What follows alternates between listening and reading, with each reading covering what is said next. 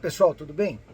Hoje eu vou fazer, dando sequência àquela nossa sériezinha de soldados da Santa Igreja, onde já fiz Viganò, Burke e Cardeal Zen. Vou fazer o Cardeal Sará e as afirmações e manifestações dele sobre o sínodo da sinodalidade. Ele é um dos assinantes da Dúbia, né? Um dos 5 assinantes. Ele é africano, tido como conservador. Aliás, abrindo um parênteses aqui, nós, católicos, que temos uma visão um pouco mais tradicional, nem sempre concordamos com o Cardeal Burke, com o Cardeal Miller, com o Cardeal Sará, com o Cardeal Brand Miller, Cardeal Zen, mas hoje são eles que estão lutando dentro da igreja e tem todo o nosso apoio, nós devemos apoiar. Não faz muita diferença, nesse momento, as divergências entre conservadores e tradicionalistas. A igreja está sendo atacada por um inimigo infiltrado que está destruindo tudo, carcomendo tudo, como um câncer. O câncer ele é infiltrativo, destrutivo, metastático, expansivo, ele vai destruindo o hospedeiro. Então a gente precisa preservar células boas ou aquelas células recuperáveis, né? Enfim, então o Cardeal Sará escreveu uma introdução ao novo livro do bispo Dom Athanás Schneider, chamado Credo. E eu vou ler para vocês aqui o que o Cardeal Sará, afirma neste momento. Tá? Isso foi concomitante o término do Sínodo da Sinodalidade. Essa carta é de 26 de outubro agora, de 2023. Apresentação do Credo, Compêndium da Fé Católica, pelo Cardeal Robert Sará. Esse é o título da carta que ele faz a apresentação do livro do bispo Athanás Schneider. Como sempre, eu vou traduzir do inglês, então me perdoem aí às vezes que houver um embolo. E dois, eu não vou dar, como sempre, nenhuma opinião. Então, aqueles que têm feito comentários dizendo que a gente não deve dar opinião, primeiro a gente tem o direito de dar opinião como leigo, isso é direito canônico, desde que não seja um ataque, uma ofensa, ou obviamente algo contra a fé contra a doutrina. Segundo, que não se trata de opinião, se trata de apresentar textos formais de cardeais que estão, eles na posição de bispos, sucessores apóstolos, apresentando para nós leigos o que eles estão interpretando e enxergando da ação do Santo Padre e do grupo de cardeais e bispos que o apoiam. Então vamos lá para o texto do Cardeal Sará. Primeiramente, eu gostaria de agradecer Sua Excelência o Bispo Dom Athanás Schneider por me convidar para tomar parte dessa apresentação do seu mais recente livro. Mas como eu posso não agradecer a todos aqueles aqui presentes por sua amizade, especialmente por nos honrar com sua presença? Esta noite, vocês concordaram em consagrar o seu tempo precioso e vir aqui ouvir a esses distintos palestrantes ou speakers, né, que nos ajudaram a apreciar este compêndio e as riquezas do mistério da nossa fé católica. Esse momento de séria crise na igreja, de confusão, especialmente, quase sempre, como ouvimos ou como ouvimos dizer, de tantas discordâncias de opinião, vindo de bocas de pessoas de tão alto grau, prelados de tão alto ranqueamento, de tão alta hierarquia, tanto em questões de doutrina moral, questões de doutrina como questões de moral, e na aceitação de ideologias que negam a Deus e a seus ensinamentos sobre a natureza e a missão do homem. A publicação do livro Credo, Compêndio da Fé Católica, é uma iniciativa de grande importância e veio exatamente no tempo necessário. Na verdade, hoje uma verdadeira cacofonia reina sobre os ensinamentos dos pastores, bispos e padres. Eles parecem se contradizer o tempo todo. Cada um impõe sua visão, sua opinião pessoal como se fosse uma certeza. O resultado disso é confusão, ambiguidade e apostasia, ou seja, perda total da fé. Grande desorientação, profundo vazio, tristeza e incertezas devastadoras foram inoculadas nas almas de muitos fiéis católicos, de muitos crentes cristãos. O filósofo alemão Robert Spemann corretamente descreveu esse vazio de alma, esse deserto, essa tristeza, com uma cotação, né, uma quoting, uma citação da primeira carta de São Paulo, apóstolo aos Coríntios. Abre aspas. Pois se a trombeta der um som incerto, quem se preparar para a batalha? Isso é precisamente porque eu escrevi esse endosso ao livro. Muito é dito sobre a fé católica hoje, sobre muito da fé católica hoje. Muito disso é confuso. Muitos são erros deturpantes, detratores, que nós devemos ser profundamente gratos ao bispo Schneider por sua fé, seu jeito sucinto, profundo e verdadeiro e verdadeiramente atualizado de expor o ensinamento da Santa Igreja, da Igreja Católica. Profundamente consciente do seu dever, recebido na sua consagração episcopal de maneira muito fiel, colocando a mão naquilo que é intacto e que ele recebeu através da tradição viva da Igreja.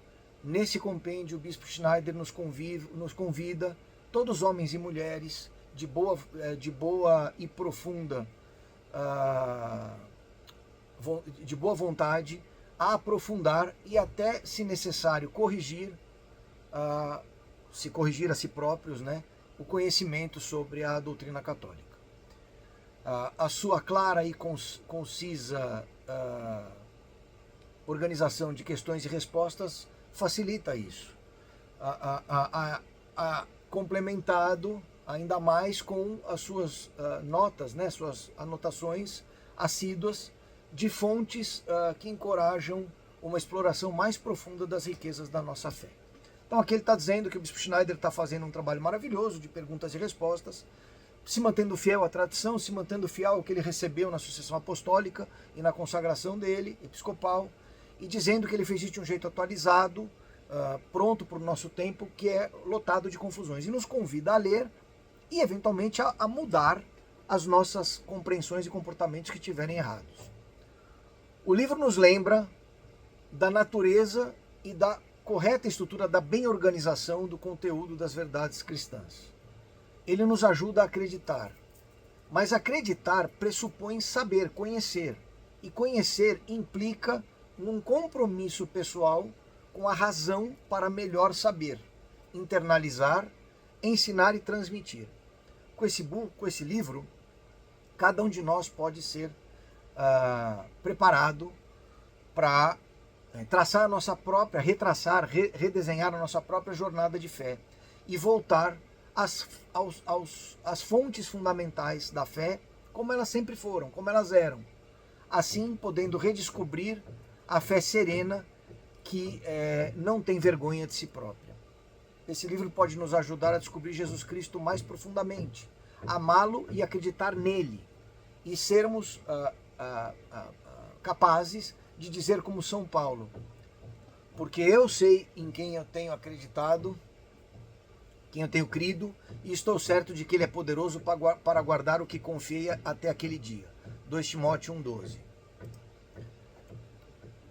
Nós não acreditamos numa doutrina, mas numa pessoa, Jesus Cristo, em quem nós acreditamos. Nós não acreditamos em dogmas, ideologias ou sabedorias deste mundo, 1 Coríntios 2,6.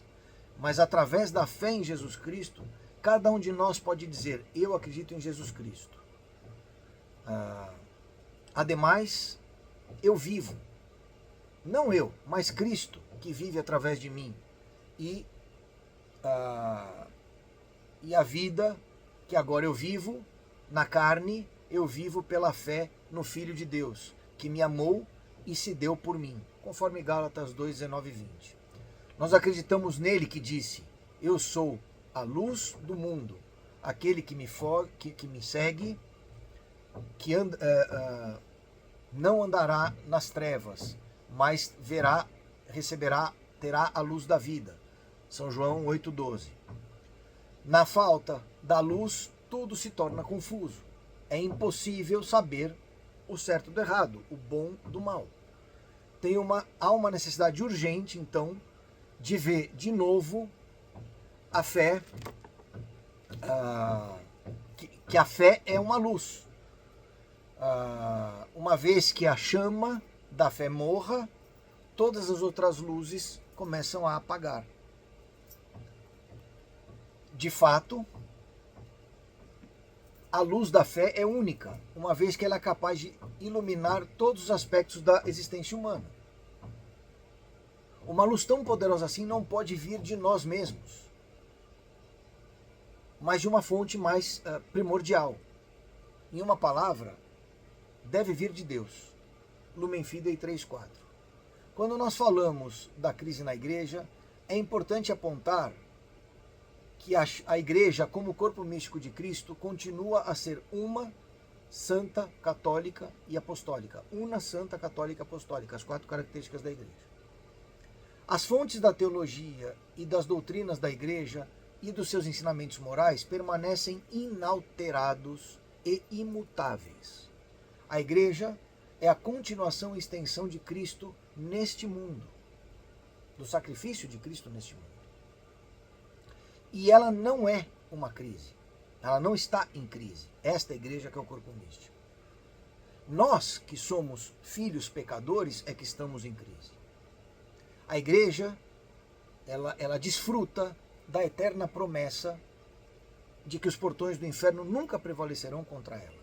Jesus diz a Pedro: tu és Pedro, e sobre ti eu edificarei a minha igreja. Tu és Petrus, et super hanc Petram aedificabo ecclesiam mem et portae inferi non prevalebunt adversum eam. Mateus 16:18.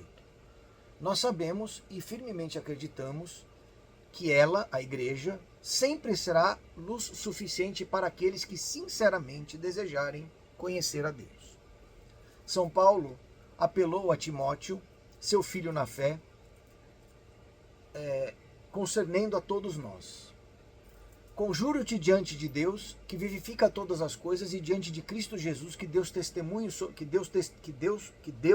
testemunho sob Pôncio Pilatos, uma boa confissão. Guarde aquilo que está confiado à tua confiança, o depósito da fé aqui, evitando as novidades profanas das palavras e as oposições do conhecimento falsamente chamado, os quais alguns que prometeram erraram quanto à fé. 1 Timóteo 6,13, 20 e 21. O depósito da fé continua a ser um presente, uma dádiva sobrenatural. Mas hoje, a crise da igreja entrou numa nova fase. E esse aqui é o centro da carta. Hoje a crise da igreja entrou numa nova fase, num novo nível, que é a crise do magistério. Então, o Cardeal Sará está dizendo que a crise da igreja agora está num novo nível e é a crise do magistério. Certamente, o autêntico magistério, como uma função sobrenatural do corpo místico de Cristo, exercitado e guiado invisivelmente pelo Santo Espírito, pelo Espírito Santo, não pode estar em crise. Assim como a igreja não pode estar em crise, porque ela é o corpo místico perfeita, o magistério sagrado, guiado pelo Espírito Santo, que é Deus, terceira pessoa da Trindade, também não pode estar em crise. Assim como na igreja somos nós, fiéis pecadores, que estamos em confusão, assim também aqui ele diz: a voz e a ação do Santo Espírito é constante, e as verdades que ele nos leva são sólidas e imutáveis. O evangelista São João nos diz: mas quando ele, o Espírito da verdade, vier, ele vos ensinará toda a verdade, pois ele não falará de si mesmo, mas de tudo que ele ouvir. Ele falará, e as coisas que estão por vir, ele vos mostrará. Ele vos glorificará, porque ele receberá do que é ele me glorificará, porque ele receberá do que é meu, e vô-lo anunciará. Todas as coisas que o Pai possui são minhas, por isso eu disse que ele receberá do que é meu, e vô-lo anunciará. João 16, 13 e 15. Dogma, doutrina, revelação divina não mudam de jeito nenhum, de forma alguma, diz o Cardeal Sará. A igreja permanece firme diante do Senhor e a quem adora e glorifica. E seu jeito de rezar e de acreditar sempre será capaz de harmonizar crescimento e enriquecimento sem mudar essencialmente nada.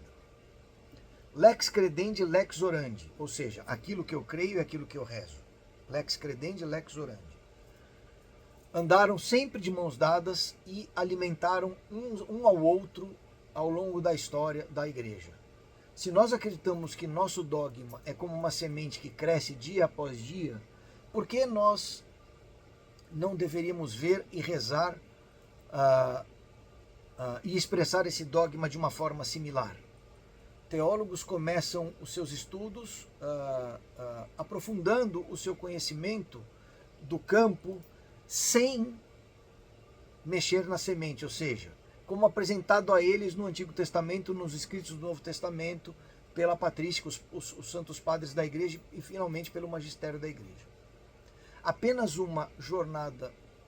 após uma longa jornada, eles podem afirmar, conhecer a tradição e desenvolver uma teoria que é uma continuidade à teologia anterior, ao que havia antes, em uma mão, e em outra mão oferece uma atualização e, em alguns casos, uma perspectiva original sobre o assunto, sem mudar a doutrina.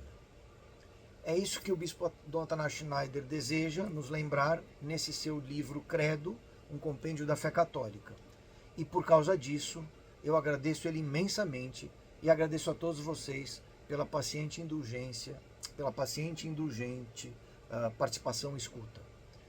A Daiane Montanha que traduziu, o Edward Pantin compartilhou, dois jornalistas do Vaticano muito confiáveis, Daiane Montanha e Edward Pantin. Portanto, o Cardeal Saraki se soma àqueles que dizem que o magistério está em crise. Nitidamente essa crise é promovida e propulsionada pelo Papa Francisco. Cardeal Miller acabou de dizer hoje que o Papa Francisco tem dito coisas que são materialmente heréticas. Presta atenção, materialmente heréticas. E o Cardeal Miller não é um dos 5 da dúvida. Vou fazer um vídeo sobre essas questões do Cardeal Miller logo. Mas, de novo, eu não estou dando nenhuma opinião aqui. Eu estou trazendo o que o Cardeal Sará está falando. Reflita e comece a se perguntar quando a espada que veio dividir, que é Nosso Senhor Jesus Cristo, como é dito lá no templo, quando ele é apresentado, e São Simão, o ancião que está lá, e Ana profetiza, mas Simão diz,